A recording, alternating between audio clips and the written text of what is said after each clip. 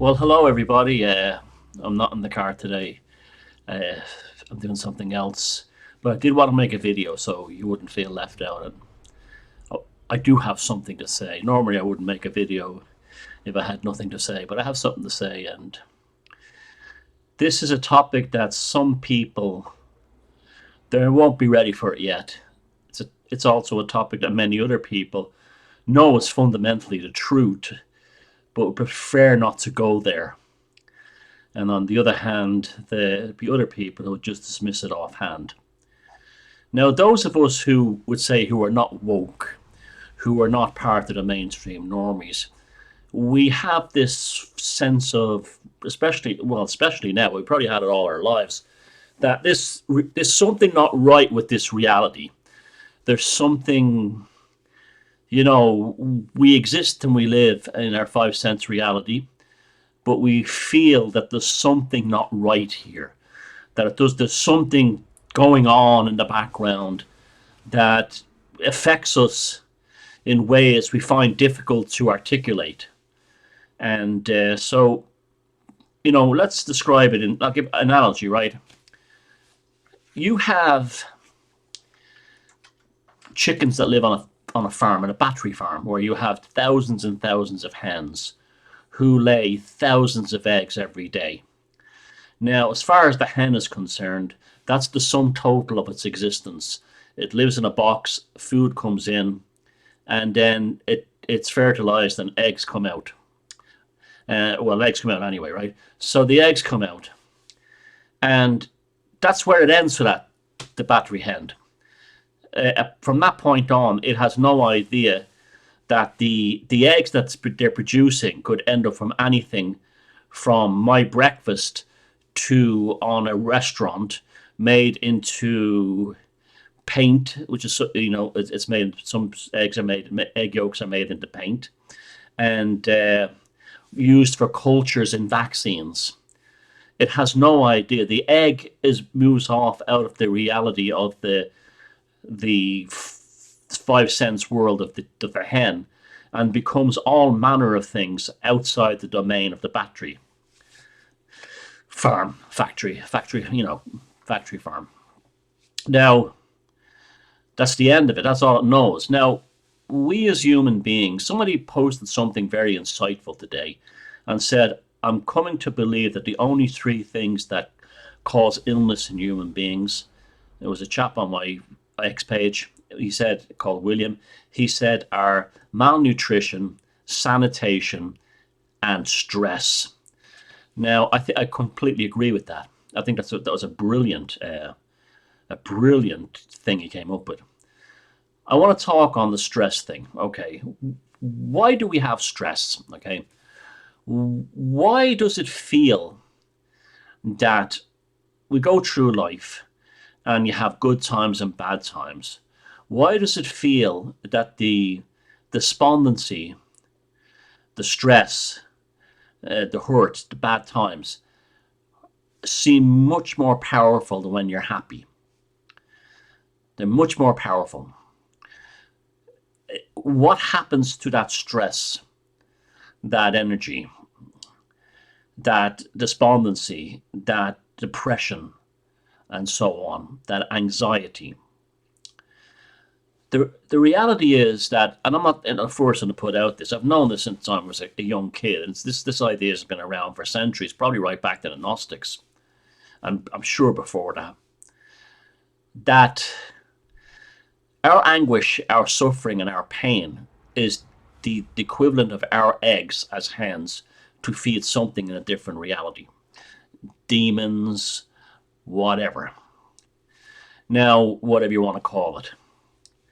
And these entities have a specific need to procure more and more of this energy, this despondency energy from human beings. So it deliberately creates scenarios and cultures and societies where stress is maximized, where it's so you're basically a battery hen for the creation of not eggs but stress, anxiety, despondency, and depression. This is a psychic energy force that these entities, this thing or this force, we don't know what it is precisely. There's all kinds of theories on the other side. I believe this is ultimately what the secret unknowns are. That at the top of the chain, we have non-human entities that are in direct, instantaneous communication through the subconscious of the globalists. Now, some of these globalists have figured it out. You'll see it now and again when Bill and Melinda Gates smirked when they said, on the next vaccine, they'll really wake up, and they looked at each other and smirked. That was the entity working through them to do that. It's like, it's like the farmer saying, go in and see the battery hens. Or next time you'll make twice as many chickens or eggs, this kind of thing. Now, it's a very difficult thing to people say, well, is that the some purpose of my life? That, this is the Gnostic point of view, that we were put on this earth to be nothing more than battery hens for the creation of anxiety, despondency, and stress to be given to these secret unknowns, these unknown forces, these interdimensional beings, whatever you want to call them, demons.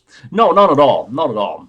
This has been a long process. It's also, lots of stories, not just the Abrahamic tradition, talk about the concept of a fall. Even in the Irish tradition, I mean, what made me think about this was the classic story of the children of Lear. The story of the three children of MacLear, who were cursed by a witch, a jealous wife of MacLear, and they spent 900 years on three different cold seas and lochs.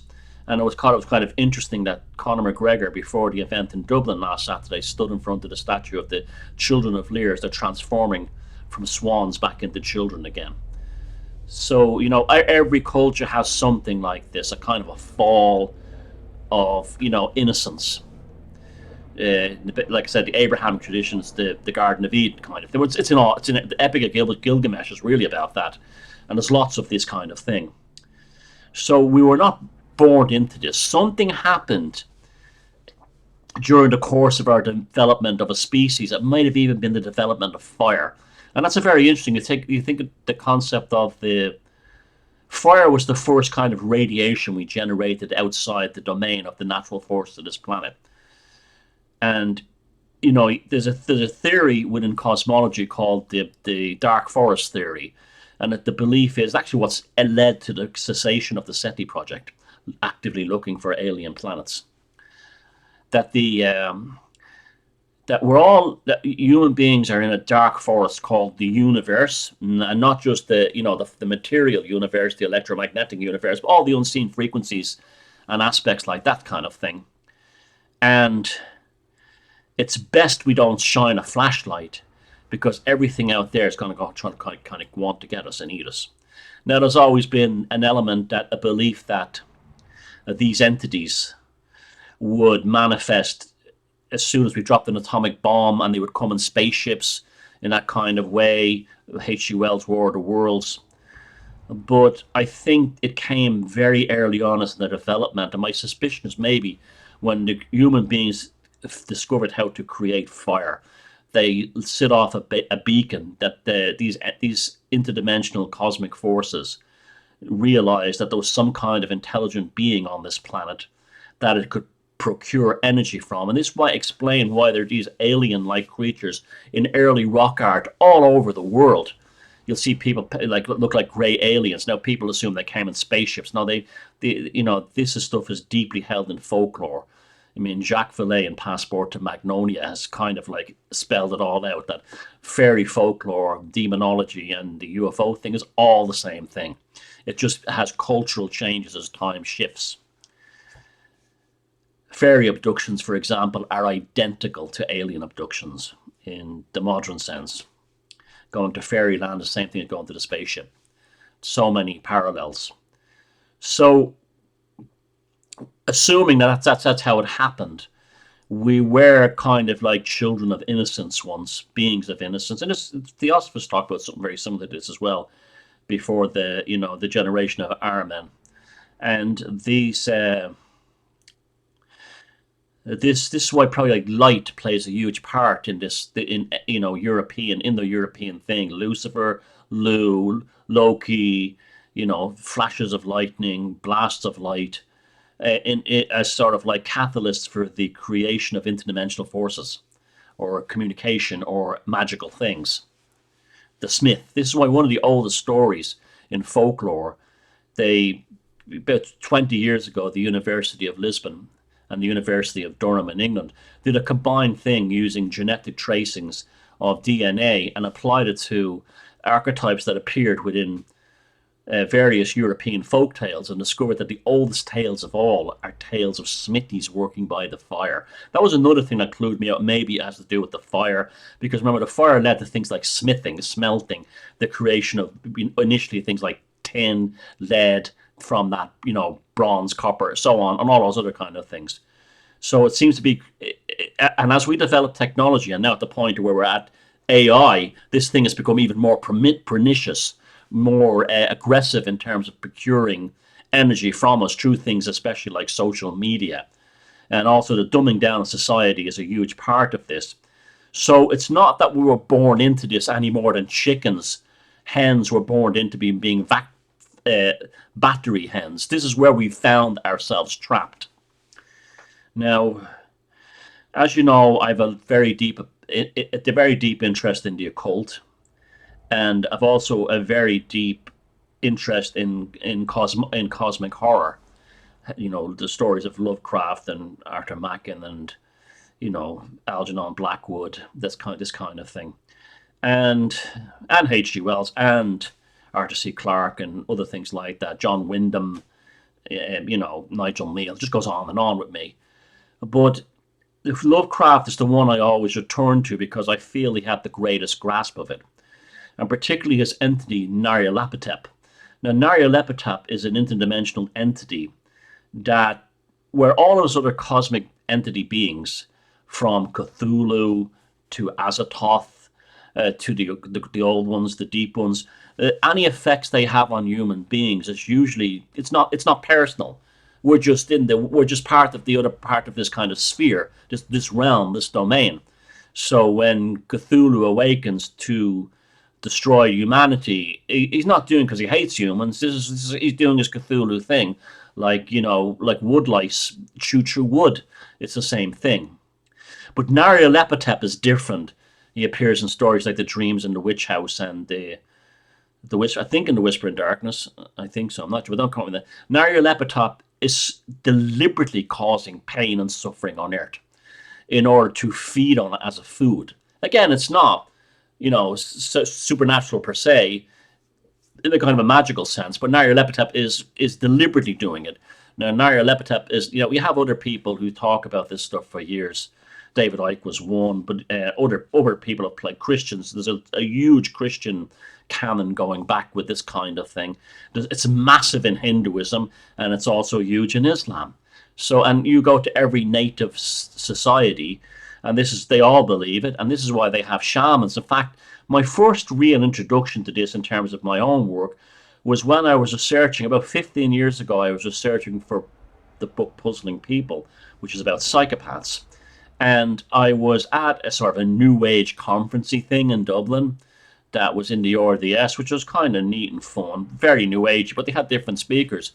And there was one gentleman there. He was an Ilocos shaman from Western Africa. He was either an Ilocos or a Maasai. I think he was an Ilocos from Western Africa. And I had a chat with him. I had a pint of Guinness with the man. And he was a great guy. And he said, and he asked me what was I interested in. I said, well, right now I'm really interested in psychopaths, but not just, but also on the spiritual level. And he goes, you know what psychopaths are? They're the demon world trying to invade this world. Now, this guy knew his shit because I'd attended his lecture.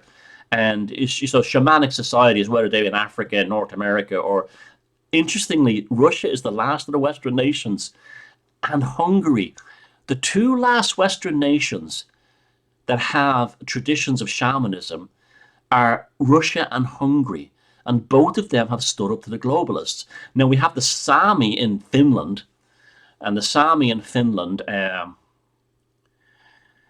they're not a nation as such, even though they're all, I've seen these guys myself in Norway, the little fellas, they're all over the place, but they're a shamanic society as well. But in terms of a nation, Russia and Hungary are the one that they have the Siberian, the Magyar shamans.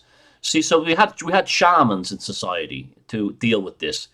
The Druids in Ireland were not shamans; they were a very different kind of thing altogether. But I'm sure, like as I explored in my book, the Druid code, we had proto shamans prior to that, which that came through from, say, the time of the mound builders and the stone. In fact, it had to have come from it. It's like a logical conclusion.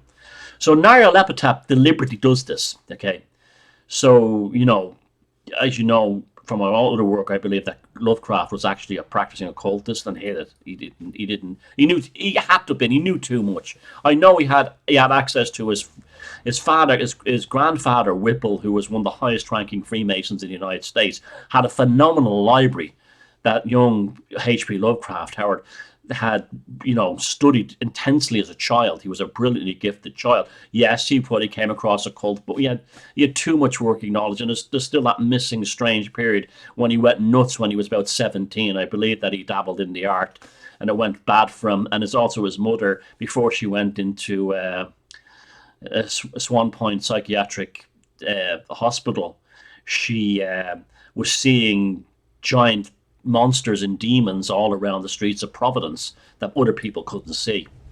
So that stuff goes way deeper than they have you believe of things like Necronomicon and Providence, where they don't believe in supernatural. But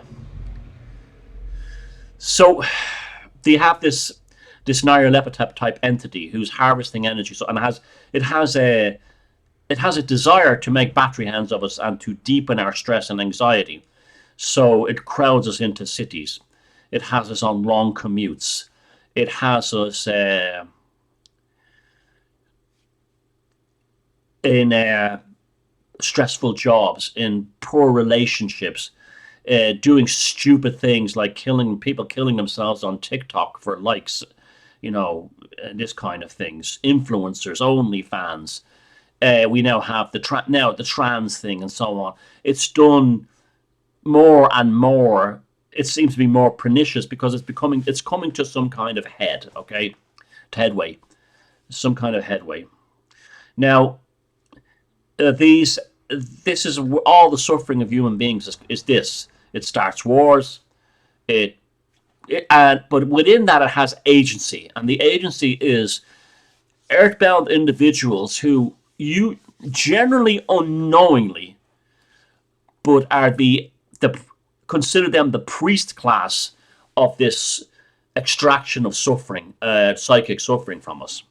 So politicians, obvious things like that, corrupt judges, mass media that messes with your head, all kinds of things that extracts this thing. And then there's individuals involved in it, and everything from the world, and there's a very powerful BDSM aspect to it. Oh wow, massively. So this is why. I'll talk about how you can. We'll talk about in a little bit how you can deal with it. And there's also a magical ritual which from Finland that I've successfully used to deal with these people in my own life that doesn't involve a direct hexing that might rebound on you. But basically, these people are doing it, and they're almost like the human agency of this Nyarlathotep type entity, and they're feeding from it. An example of one would be the former Irish Prime Minister Leo Varadkar, when he said that we may never ever travel again during COVID. Smirked like quickly. That's it. He was getting off on that.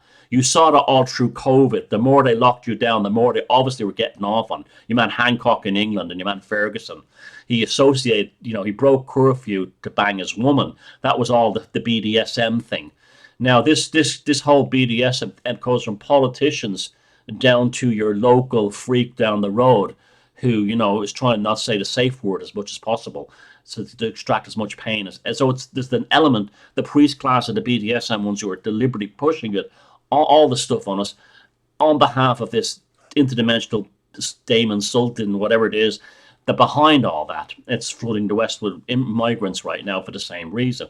It creates instability. It creates dysfunctionality. And this all leads to stress, anxiety, despondency, depression, misery. And that's its food. That's what it eats. That's what it extracts from us. So now, how do we deal with that? Well, the obvious one is, now, David Icke says things like, if we all, human race, stand up off your knees. No, no, that will bring attention to it. You do not want it. You see, what this thing does, if you go to war directly against it, which includes the this idea of, like, the bottom part of the pyramid pulling out, this thing will only double down. This is why when people say, I don't want any more immigrants in my town, the politicians, what do? They double down. They give you more. This is what happened in Dublin. It's happened right after the massive march in Dublin last week. They double down. They make it worse because they know that you saying that to them is give them example and reason to not do it, to make it worse, and then extract more energy from you. So the best thing is to have non-compliance with these entities, these things. Have none. No, don't give them energy. Don't read their papers. Don't be saying, did you hear what he said on television last night? Did you hear what he said? Don't do this shit. Detach, okay? It's depending on you to pay it attention. Its agency depends upon you to pay it attention. This is the great lesson in all the Lovecraft stories, like everything from The Shadow over Innsmouth to all of them, the Unnamable. The protagonist really, and even the Call of Cthulhu, the protagonists destroy themselves because they have been driven mad because they cannot negotiate with these entities. So they go insane. Now, this is why, I remember when I went to Necronomicon once in Providence, I said, yeah, that's only if you have an Abrahamic mindset. If you have a polytheistic mindset, like a Hindu or a pagan, you're aware that there's no objective black, white, good and bad, that it's all grays, shade, different areas. So this is this is why they pushed monotheism, the Abrahamic religion. The Abrahamic religion doesn't give you the ability to opt out. It tells you to pray or atone and stuff like that. And that's why it banned, the first thing the Abrahamic religion did was ban magic, because magic is an actual weapon we can use to protect us. So this is the first thing you can do to protect yourself psychically, spiritually, and from this is to not give it too much attention. When you talk about it, say, have you seen it? We've got to do something about this. That bastard politician, that piece of shit. Did you see what that newspaper said? Did you see what that TV? No, that's feeding it. And when it says you do that, it's like the dark forest theory I said at the beginning, where the light shines into the dark of the forest. What does it do? Does the light make the enemy go away? The predator go away? No, it gives away where you are.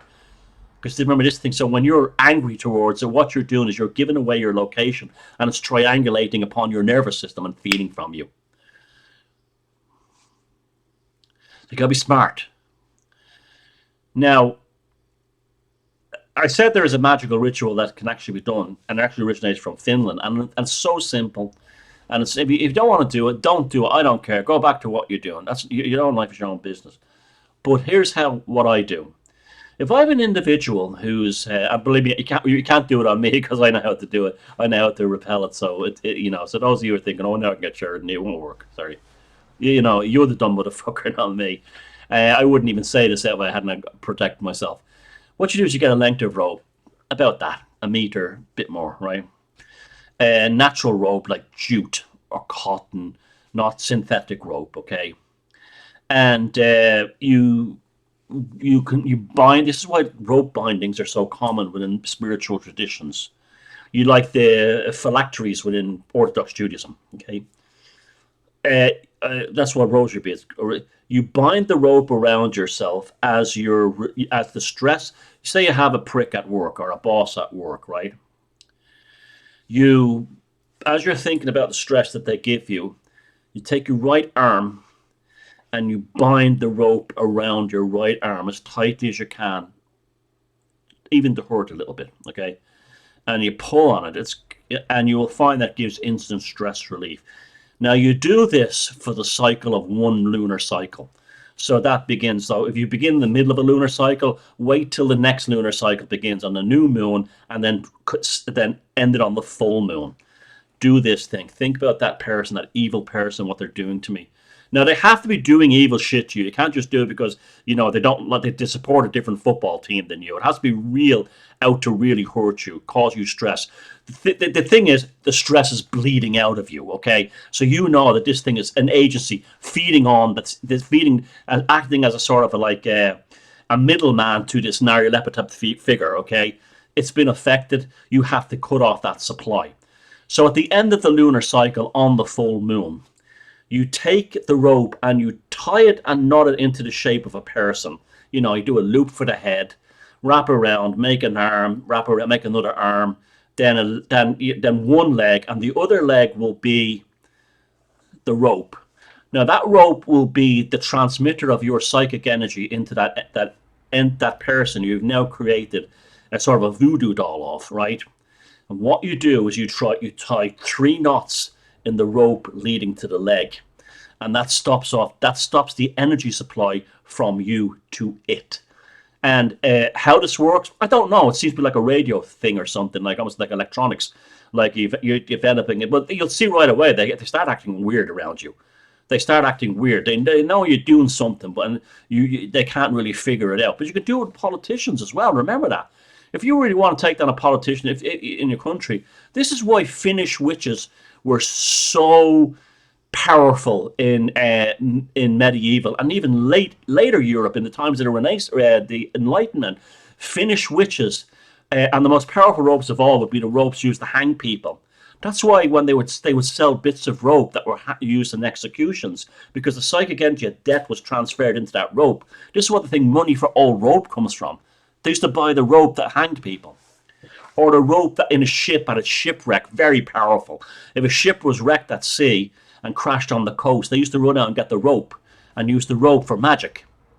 Money for old rope, because the rope was seen as a conduit of the suffering, coming like a stone tape thing, but in the rope. And this is why Finnish witches were held in such enormous esteem, particularly in northern Germany, Poland, Pomerania, over across Bohemia and into Russia, Prussia and Eastern Prussia and Karelia and all these places. And the Finnish witchcraft is powerful, powerful witchcraft, and still exists through the Sami and other groups. So, that's a way. And now, is it just like a thing in your mind? It might be, but it does work. I don't know why it works. It's like the egg ritual. It worked, Well, the egg, and that's ironic. I picked the egg ritual and I started out talking about battery hens. And that's very interesting. I didn't even think about that, but yet there you go. So there you go. This is what's going on in the world. Now, there's two ways to do this. There's attack, there's a defense. You can't launch a counter offense unless you have defense, okay? So defense number 1, stop watching all their TV. Stop taking bits of it and showing it on. So, can you believe he said that? He didn't. For instance, right now in Ireland, they're all raging that the gimp in charge, Simon Harris, didn't mention the protest in Dublin on a Late Late Show last night. Ignore him. He wants you upset with this. He's agency for Nyarlathotep and wherever the interdimensional entity is behind that. Don't get involved. This is another thing I don't really go with David Icke. He completely goes on the mainstream. He tries to he gets you involved in the main. Get away. Don't deal with the mainstream. Don't deal with them. Don't read their papers. Don't do anything. Don't complain about what they're talking about. This is how it works. Cut off their supply. Rule number 1. Secondly, rule number 2: starve the defense.